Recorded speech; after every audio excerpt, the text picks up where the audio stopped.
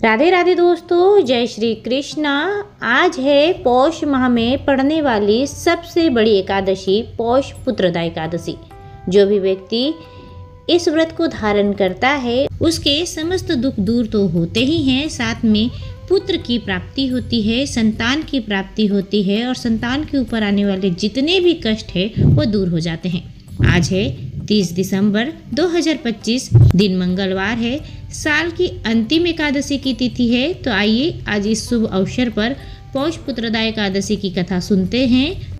इस व्रत कथा को सुनने मात्र से ही निसंतानों को संतान की प्राप्ति होती है, पुत्रहीन को पुत्र प्राप्त होता है, गरीबों को धन मिलता है, रोगी को काया मिलती है। तो चलिए प्रेम सहित सुनते हैं पौष पुत्रदा एकादशी की व्रत कथा।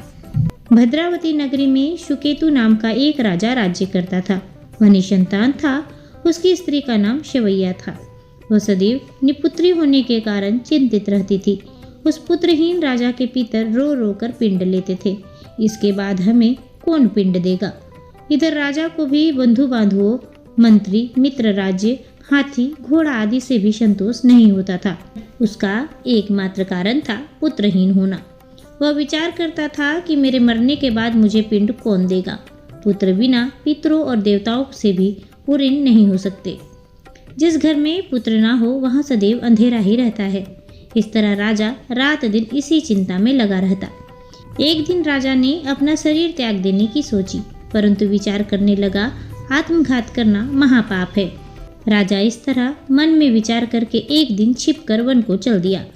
राजा घोड़े पर सवार होकर वन पक्षियों और वृक्षों को देखने लगा। उसने वन में देखा कि मृग, बाघ, शुअर, सिंह, बंदर, सर्प आदि भ्रमण कर रहे हैं। हाथी अपने बच्चों और हथनियों के बीच में घूम रहे हैं। उस वन में राजा ने देखा कि कहीं तो सियार कर्कश शब्द कर रहे थे और कहीं मोर ध्वनि कर रहे हैं। वन के दृश्यों को देखकर राजा को सोच विचार में दोपहर हो गई। अब राजा को भूख और प्यास लगने लगी। वह सोचने लगा कि मैंने अनेकों यज्ञ किए हैं और ब्राह्मणों को मधुर भोजन कराया है, परंतु फिर भी मुझे यह दुख क्यों मिल रहा है। राजा प्यास के कारण बहुत बेचैन होने लगा और पानी की तलाश में आगे बढ़ा। कुछ ही आगे जाने पर उसे एक सरोवर मिला। उस सरोवर में कमल खिल रहे थे। उस सरोवर में सारस, हंस, मगरमच्छ आदि जल क्रीड़ा कर रहे थे। उस सरोवर के चारों तरफ मुनियों के आश्रम बने हुए थे। उस समय राजा का दाहिना अंग फड़फड़ाने लगा। राजा मन में प्रसन्न होकर सरोवर के किनारे बैठे हुए मुनियों को देखकर घोड़े से उतरा और दंडवत प्रणाम करके उनके सम्मुख बैठ गया। राजा को देखकर मुनीश्वर बोले, हे राजा, हम तुमसे अत्यंत प्रसन्न हैं। तुम इस जगह कैसे आए हो, सो कहो। इस पर राजा ने उनसे पूछा, हे मुनीश्वरों, आप कौन हैं और किस लिए यहाँ पधारे हैं। सो मुनि बोले, हे राजन, आज पुत्र की इच्छा करने वाले को उत्तम संतान देने वाली पुत्रदा एकादशी है। हम लोग विश्वदेव हैं और इस सरोवर में स्नान करने आए हैं। इस पर राजा बोला, हे मुनीश्वर, मेरा भी कोई पुत्र नहीं है। यदि आप मुझ पर प्रसन्न हो तो एक पुत्र का वरदान दीजिए। मुनि बोले, हे राजन, आज पुत्रदा एकादशी है और इसका व्रत करें। भगवान की कृपा से आपको भी अवश्य ही पुत्र होगा। मुनि के वचनों के अनुसार राजा ने उस दिन पलायन किया और मुनियों को प्रणाम करके अपने महल को वापस आया। रात्रि में रानी ने गर्भ को धारण किया और 9 माह के पश्चात उसने सुंदर पुत्र रत्न को पैदा किया। वह राजकुमार बड़ा होने पर अत्यंत वीर, धनवान, यशस्वी और प्रजापालक हुआ।